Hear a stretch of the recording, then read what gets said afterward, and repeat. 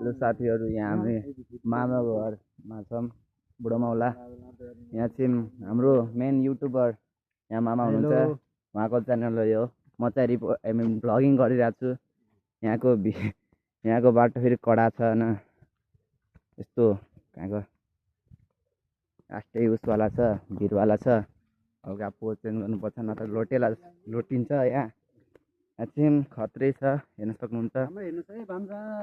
हिँड्नु हुन्छ, म कहाँ जाँदा पाँडा त्यो त हो। आफ्नो बाटोतिर हेर्नुपर्छ मोबाइलभन्दा बढी। यहाँ आफ्नो मामाले ब्लग गराउनुहुन्छ।